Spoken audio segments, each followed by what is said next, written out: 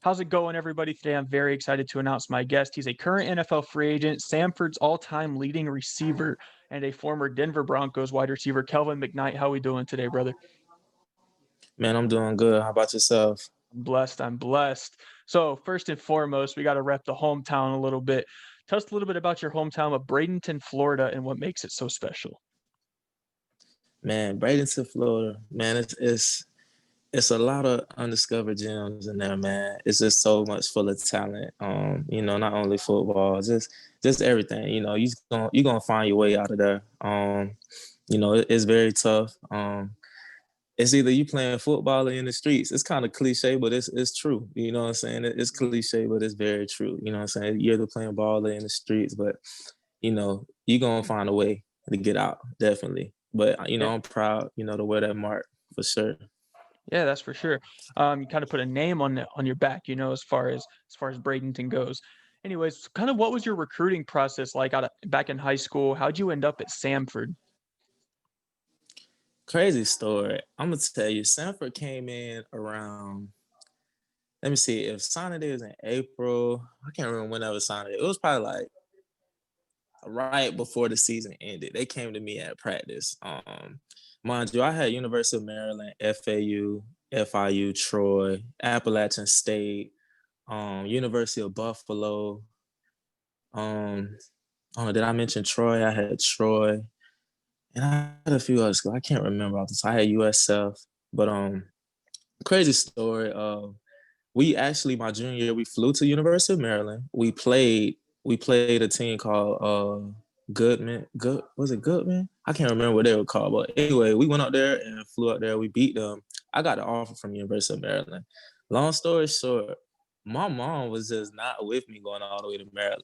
I don't know what it was, but she just was against me committing. But anyway, during that time, I tried to commit, and they told me, I took too long. Far as they had the recruits fill up in my position, so I was back to square one.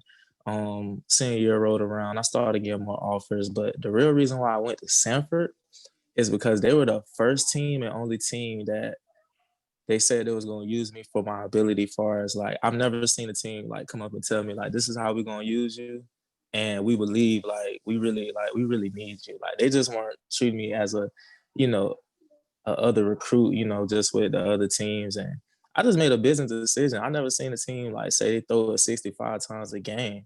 And in high school, we only threw it like 4 to 5. I'm getting 5, 6 catches going for 100. So 55 times, I feel like I can do something with that.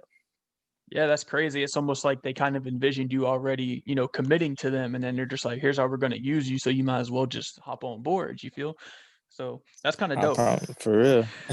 So while at Samford, you absolutely lit it up. Like you said, y'all throwing the ball like 55 times a game, and you got a shitload of opportunity. You became the school's leader in literally everything, receptions, receiving yards, touchdowns, all the damn things, Yeah, bro. How did it feel balling out right. at that level? And when did you find out you started getting some NFL interest? I started figuring out I got NFL interest my sophomore year when one of our uh upperclassmen had said, a scout had asked questions about me towards him, you know what I'm saying? So, he was a receiver and he had told me a team that was asking questions. And, I've been starting since my freshman year. So at that time I already had numbers. And my guy, Carell Hamilton, I watched him break every single record at Sanford. So it gave me that extra boost to be like, I remember telling him at practice when he broke every record, I said, I'm gonna break everything. We still talk about that to this day. And but yeah, though, it was my sophomore year when I first figured I had NFL interest, and then becoming the number one receiver my junior year, just I had a chip on my shoulder and just wanted to prove that I can get open by myself, like I can be that number one guy. Yeah, bro, and you definitely proved it. And in that senior year, I believe it was, you had like 100 catches or something like that, and it was crazy. You really put yourself out there. So tell us a little bit Yep. about like your path to the draft and what adjustments you had to make to play professional football. My path to the draft was crazy.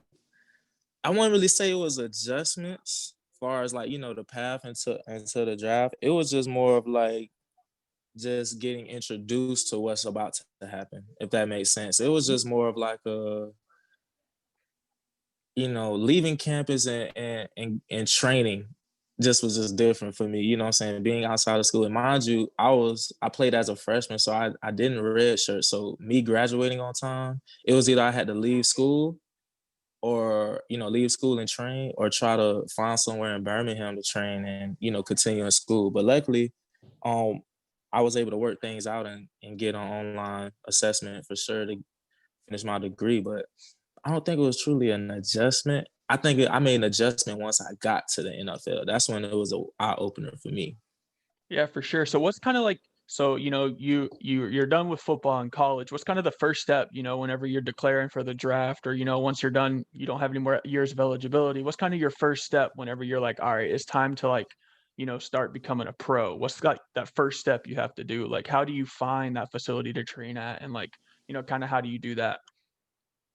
Your agent helps you. I mean, obviously, I was blessed enough to have people in my city that's been to the NFL, even family members. But so getting insight with them. But truly, the regular process is your agent. Will take care of things as far as these are the might be top three facilities he feel like he would like for you to go, and you'll do your research and try to figure out what guys you would like to work with, see what guys they had prior before you, and then you make a decision off that. Yeah, that sounds dope. So you didn't get your name called during the draft, but the Denver Broncos signed you shortly after as an undrafted free agent. Kind of what was that moment like? And then did going undrafted add a chip on your shoulder? Um, Going undrafted, it was a I don't really know the word for it. I was excited, but man, I definitely want to get my name called. Obviously, I had phone calls during the draft, so I definitely was disappointed, but also ecstatic that I even had the opportunity to say I'm doing this. You know what I'm saying? So it definitely gave me a chip on my shoulder. I came in with my head down working. I think the biggest thing for me, what helped me, I didn't expect anything. I didn't expect far as like me to like, I wouldn't say expect me to do good, but I knew nothing was gonna be a handout for me. So I came out there hungry. Yeah, for sure. So you mentioned that you got phone calls during the draft. Why, like usually when like teams call you is because they're going to draft you. So like kind of what was like what were those phone calls about, if you don't Not mind me? necessarily. Yeah, oh, it's cool. Not necessarily. Everybody's process is different. So, I had probably got from fourth round to seventh round, I probably got 4 to 5 calls. And I remember every time my phone rang, my family jumped. Me and my family jumped. The first time they called, it was just to make sure to see where I'm at. Am I with my family? They letting okay, well, we have this pick coming up. You might get, you're on the draft board. We're not saying what we're gonna do. We don't know what we're gonna do. We just want to make sure, checking in with you type of deal. Um, I probably got 3 of those phone calls. Yeah, I got 3 of those phone calls, like fifth, sixth, and seventh from 3 different teams. So, every time it rung, my heart dropped. I'm not gonna lie to you. I was excited, my heart dropped, but it is what it is. I'm excited to even say I went through that process. Right. Yeah, for sure. Because like nobody gets to go through that process, you know what I mean? So it's just dope that you even were even Correct. getting calls, and that's just more connections that you're Right. building, that's I mean, 3 different teams calling you. That's 3 different teams that have you on their radar even still to this day. Um, so kind of, Right. you get signed by the Broncos. So that's a dope opportunity. Kind of what was that like? And then what was it like putting on an NFL jersey for the first time? Mm. Once I signed, it was like just a big rush of excitement, especially with my circle being around me. People who really knew me knew how hard I really worked to get to that point. They even just put my name on a piece of paper like that. I've been speaking that into existence since before. I envisioned that since I was little. I still haven't did the things that I want to accomplish yet, but my circle and the people close know like how hard I really work. So it was just a big feeling for all of us. You know what I'm saying? It just wasn't me doing that. That was for my family and everybody that's with me. But first time putting the NFL jersey on, I was juiced up. I think I sent a I sent a picture on Snapchat to my brother G right before kickoff. Um, I don't even remember what I said. I just remember I sent the Snapchat to him, and but yeah, I remember it's just I can't put the words together how it felt. It's just saying your last name with an NFL logo on it, and we was in the Hall of Fame game, so it was on national Yeah. television. So it was like I was just up. I was Yeah. just up. I was ready. That's what's up.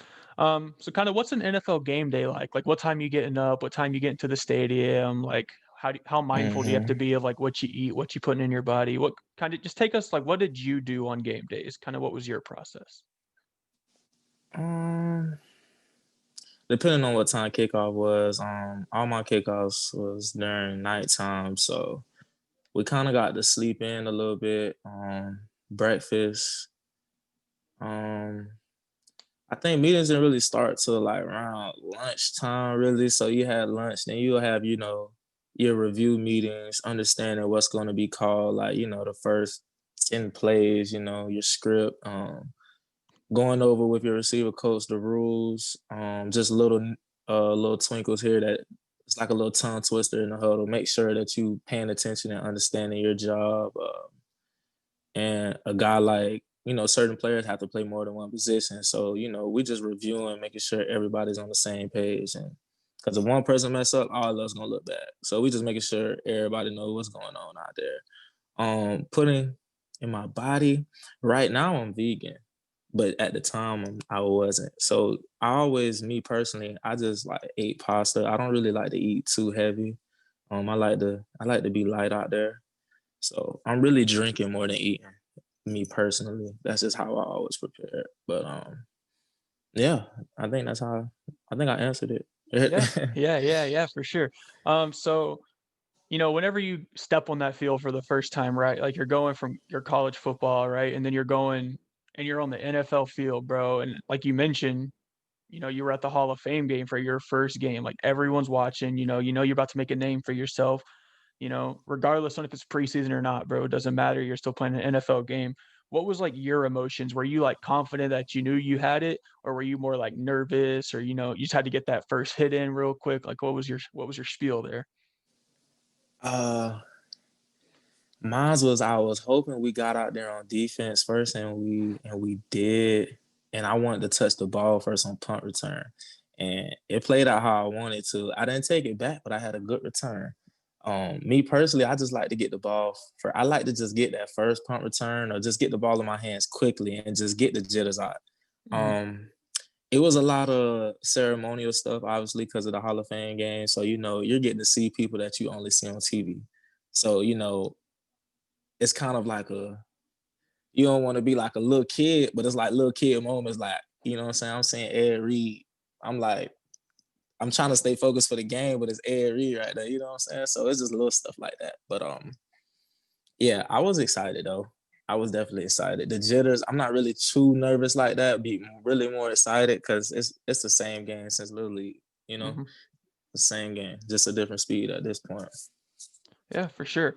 Um, Going back to even middle school, little gritters, doesn't matter. Who's the best player you've ever played with and the best you've ever played against that you Best can player think of? I ever played with.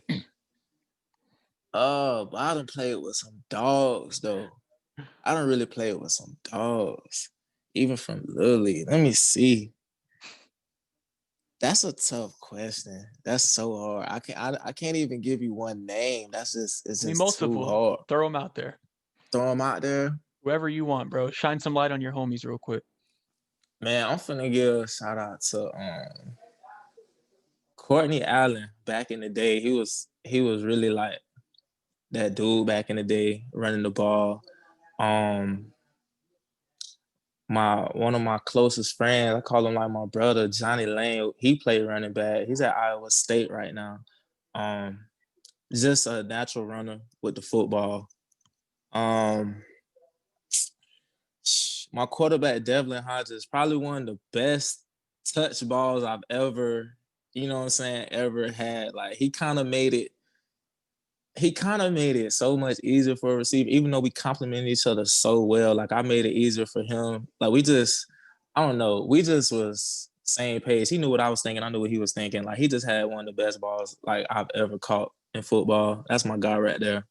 Um, Played against. Oh, I got him into Bradbury, James Bradbury, corner for he's with the Giants right now. Used to go at it. Me and him used to go at it my freshman year. He's probably the only corner I ever seen go out there and lock everybody down in the whole season. Like he's following everybody. Like you can line up in the backfield, he had linebacker. You know what I'm saying? Yeah. Him and NFL wise, Chris Harris, of course, because I was going with him every day in practice. And yeah, that really it. Everybody else I've seen on TV, but played with and against. That's really it. Yeah, that's what's up. Um, so you most recently played in the spring league. You're down in Texas there for a couple months. You helped lead your team to a championship. Kind of what was that experience like? How like did that whole process go down? Like did you have to like apply for it? Did they reach out to you? Just kind of tell us about the process and if you were able to get some good film out there.